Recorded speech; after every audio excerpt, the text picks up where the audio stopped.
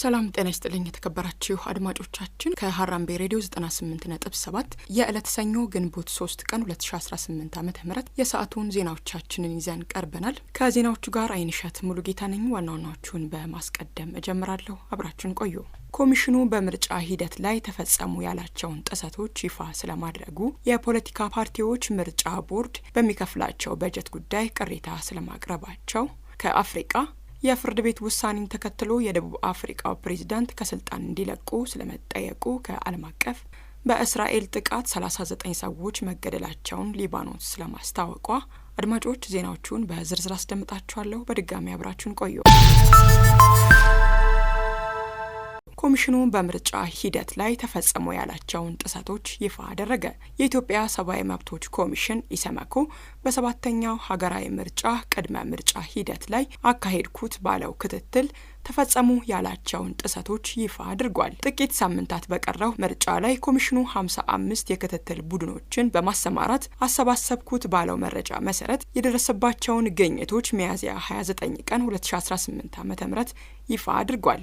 ኮሚሽኑ በመልከታው የሲቪክ ማህበረሰብ ድርጅቶች፣ የኢትዮጵያ ብሔራዊ ምርጫ ቦርድ የስራ ኃላፊዎች፣ የፖለቲካ ፓርቲዎች፣ የጸጥታ አካላት፣ የመንግስት የስራ ኃላፊዎችን ጨምሮ በርካታ አካላትን በማካተት ከትግራይ ክልል ውጪ ያሉ ሁኔታዎችን ያካተተ ክትትል ማድረጉን አስታውቋል። በ150 ምርጫ ክልሎችና በ1007 የምርጫ ጣቢያዎች ከዚህ ቀደም ተሰርቶ በማያውቅ መጠን ክትትል አድርጌያለሁ ብሏል።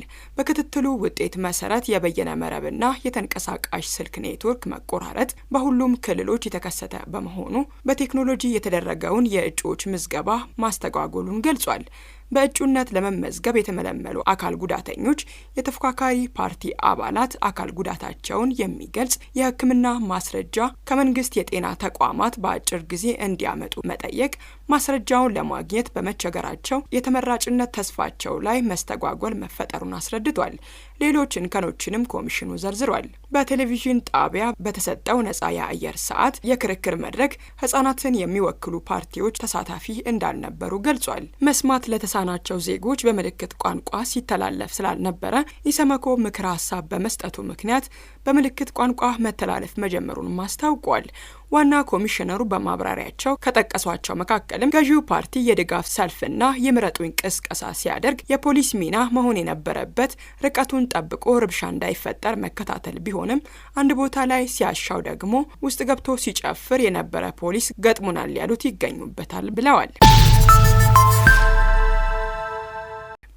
የፖለቲካ ፓርቲዎች ምርጫ ቦርድ በሚከፍላቸው በጀት ጉዳይ ቅሬታ አቀረቡ። የፖለቲካ ፓርቲዎች የኢትዮጵያ ብሔራዊ ምርጫ ቦርድ ለምርጫ ማስፈጸሚያ የሚለቀው የበጀት ክፍፍል ቀመር ግልጽነት የጎደለው እንደሆነ መልቀቅ ከሚገባው ቀን የዘገየና በመጠንም አነስተኛ መሆኑን በመናገር ቅሬታቸውን አሰምተዋል። የፖለቲካ ፓርቲዎች የጋራ ምክር ቤት ሚያዝያ 30 ቀን 2018 ዓ.ም ሰባተኛው ሀገራዊ ምርጫን በተመለከተ አከናወንኳቸው ያላቸውን ቅድመ ምርጫ ተግባራትን ይፋ ባደረገበት ወቅት ቅሬታው ተነስቷል። የጋራ ምክር ቤቱ 7 የስራ አስፈጻሚና 3 የምክር ቤት ቋሚ ኮሚቴ አባላትን ጨምሮ ሌሎችም የተካተቱበት የምርጫ ክትትል ዴስክ አቋቁሞ ሂደቱን የተመለከቱ የተለያዩ ተግባራትን ማከናወኑን ገልጿል። በመድረኩ ላይ የተገኙት የፖለቲካ ፓርቲ አመራሮች ካሰሟቸው ቅሬታዎች መካከልም ምርጫ ቦርድ ለፖለቲካ ፓርቲዎች በተሟላ ሁኔታ ድጋፍ እያቀረበ አይደለም፣ መንግስት ለምርጫ ቦርድ ለምርጫ ማካሄጃ 11 ቢሊዮን ብር መድቦ ያለ ቦርዱ ለፓርቲዎች የበጀተው 170 ሚሊዮን ብር ፍትሃዊ ብቻ ሳይሆን በምርጫው ሂደት የፖለቲካ ፓርቲዎች ተወዳዳሪ እንዳይሆኑ ፍላጎት ያለው ይመስላል የሚሉት ተጠቃሽ ናቸው። ለፓርቲዎች ይሰጥ የነበረው ገንዘብም ዘግይቷል የሚል ቅሬታ መቅረቡንም ሪፖርተር በዘገባው አስታውቋል። በዚህ የፖለቲካ ፓርቲዎች ቅሬታ ላይ ቦርዱ እስካሁን የሰጠው ማብራሪያ የለም። የቀድሞ የትግራይ ጊዜያዊ አስተዳደር ፕሬዝዳንት ህወሓት አሁን የያዘው መንገድ የግዴለሽነት ቁማር ነው አሉ። የቀድሞ የትግራይ ጊዜያዊ አስተዳደር ፕሬዝዳንትና የጠቅላይ ሚኒስትሩ የምስራቅ አፍሪካ ጉዳዮች አማካሪ አቶ ጌታቸው ረዳ ህወሓት አሁን የያዘው መንገድ የግዴለሽነት ቁማር ነው በማለት አፍሪካ ሪፖርት መጽሔት ላይ ባወጡት አዲስ መጣጥፍ ተችተዋል።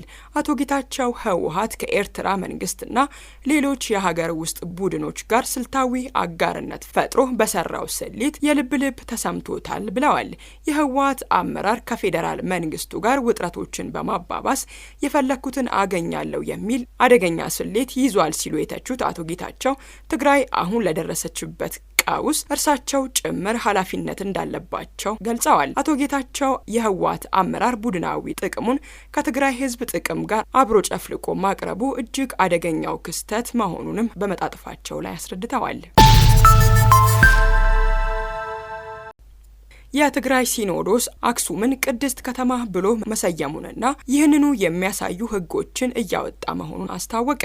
የትግራይ ኦርቶዶክስ ተዋሕዶ ቤተክርስቲያን ሲኖዶስ ባደረገው ጉባኤ የጥንታዊቷን አክሱም መጠሪያን ቅድስት አክሱም ጽዮን ከተማ እንዲሆን መወሰኑን አስታውቋል። ቤተክርስቲያኗ ይህንን ውሳኔ ተከትሎ በከተማዋ እንደ መጠጥና ጫት ሽያጭ ያሉ ተግባራት ላይ ክልከላ እንዲጣል እንደምትፈልግ እንዲሁም የቅድስና ምልክት እንድታሳይ የሚያደርጉ ህጎች እያወጣች መሆኑንም ገልጿል።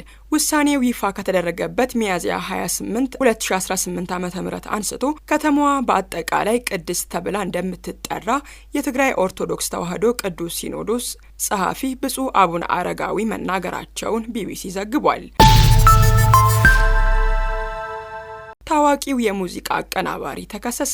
በታዋቂው የሙዚቃ አቀናባሪ ካሙዙ ካሳና በሻኩራ ፕሮዳክሽን ላይ የፌዴራል ከፍተኛ ፍርድ ቤት የንብረትና የባንክ ሂሳብ እገዳ መጣሉ ተሰምቷል። ይህ እርምጃ የተወሰደው ኢትዮጵያ በተሰኘው የባህል ማስተዋወቅ ፕሮጀክት ላይ በተሳተፉ 37 አርቲስቶች የቀረበባቸውን የ30.8 ሚሊዮን ብር ክስ ተከትሎ ሲሆን አርቲስቶቹ በቻይናና ሩሲያን ጨምሮ በተለያዩ ሀገራት 11 የባህል ትርኢቶችን ቢያቀርቡም የተስማሙበት ክፍያና የልምምድ አበል እንዳልተከፈላቸው ገልጸዋል። የሙዚቃ አቀናባሪው ካሙዙ ካሳ በበኩሉ ክፍያውን በስምምነቱ መሰረት እየፈጸመ መሆኑን በመጥቀስ ክሱን ቢያስተባብሉም ፍርድ ቤቱ ግን ጉዳዩ በሕግ ታይቶ ውሳኔ እስኪያገኝ ድረስ በአቀናባሪው ስም ያሉ ማንኛቸውም ንብረቶችና በ4 ባንኮች የሚገኙ የባንክ ሂሳቦች ለ20 ቀናት ታግደው እንደሚቆዩ ትዕዛዝ አስተላልፏል።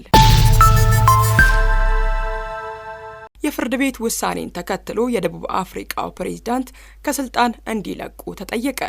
በአውሮፓውያኑ 2022 የደቡብ አፍሪካ ምክር ቤት ፕሬዝዳንት ሲሪል ራማፎሳ እንዳይከሰሱ የጣለውን እግድ የሀገሪቱን ህገ መንግስት የጣሰ እንደሆነ በፍርድ ቤት መወሰኑን ተከትሎ የተቃዋሚ ፓርቲ መሪው ጁሊየስ ማሌማ ፕሬዝዳንቱ ከስልጣን እንዲለቁ ጠይቀዋል። የጁሊየስ ማሌማ ፓርቲ የሆነው ኢኮኖሚክ ፍሪደም ፋይተርስ እንዲሁም ሌሎች አካላት ጉዳዩን ወደ ፍርድ ቤት ወስደዋል። በፍርድ ቤቱ ውሳኔ መሰረትም ራማፎሳ ሊከሰሱ ይችላሉም ተብሏል። ራማፎሳ የፍርድ ቤቱን ውሳኔ እንደሚያከብሩ ጽህፈት ቤታቸው ገልጿል። በደቡብ አፍሪካ ገጠራማ አካባቢ ከሚገኝ የራማፎሳ መኖሪያ ቤት ሶፋ ስር የተደበቀ $580,000 መሰረቁ የተገለጸው በ2022 ነበር። ይህ ከቤታቸው የተዘረፈው ገንዘብ ከየት እንደተገኘ አለማሳወቃቸው ውዝግብ አስነስቶ የቆየ ሲሆን አሁን ደግሞ በፍርድ ቤት ክስ እንዲመሰረትባቸው ምክንያት ሆኗል። ፕሬዝዳንት ራማፎሳ በበኩላቸው ያልተገባ ድርጊት አለመፈጸማቸውን ገልጸዋል። የፍርድ ቤት ውሳኔ ከተሰማ በኋላ የፕሬዝዳንቱ ጽህፈት ቤት ራማፎሳ ለህገ መንግስቱ፣ ለገለልተኛ የፍትህ አካልና ለህግ የበላይነት ታማኝነታቸውን ያረጋግጣሉ የሚል መግለጫ አውጥቷል። በእስራኤል ጥቃት 39 ሰዎች መገደላቸውን ሊባኖስ አስታወቀች። የእስራኤል መከላከያ ሰራዊት ቅዳሜ ዕለት በፈጸመው ከባድ ድብደባ 39 ሰዎች መገደላቸውን የሊባኖስ ጤና ሚኒስቴር አስታውቋል። የእስራኤል ጦር ደቡባዊ ሊባኖስ ሳክሳኬህ ከተማ በፈጸመው ጥቃት አንድ ህፃንን ጨምሮ ቢያንስ 7 ሰዎች መገደላቸውን ሚኒስቴሩ ይፋ አድርጓል። እስራኤል በአካባቢው የሚገኘውን ታጣቂ ቡድን ሄዝቦላህን ኢላማ ማድረጓን ገልጻ ሰላማዊ ሰዎች ላይ ጉዳት ስለመድረሱ መረጃው ደርሶኛል ብላለች። በእስራኤልና በሊባኖስ መካከል ከ3 ሳምንት በፊት የተኩስ አቁም ስምምነት ቢደረስም ከሄዝቦላ ጋር የሚደረገው ውጊያ ግን እንደቀጠለ ይገኛል።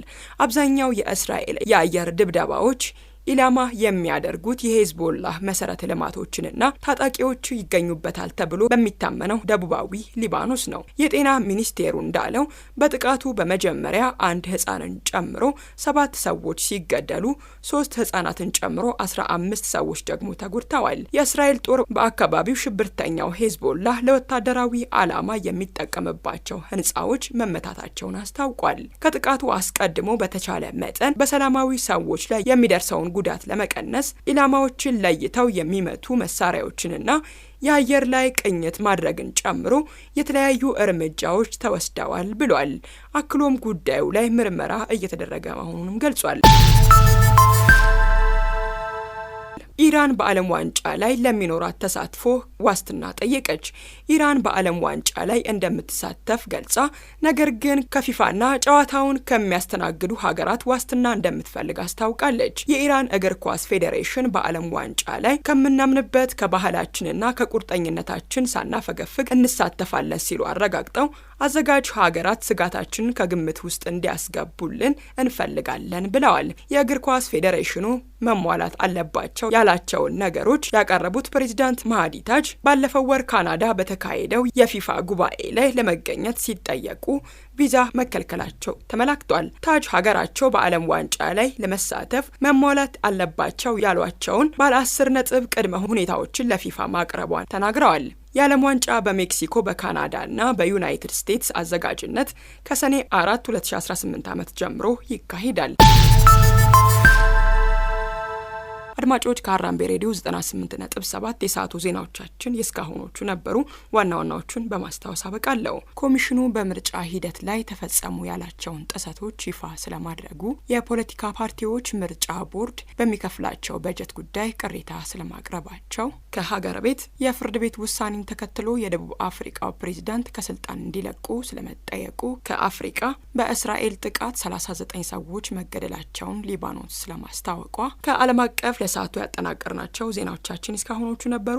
ዜናዎቹን አይንሸት ሙልጌታ አስደመጥኳችሁ። ቀሪ የጣቢያችን ዝግጅቶች መደመጣቸውን ይቀጥላሉ። በያላችሁበት ሰናይ ቀን ይሁንላችሁ።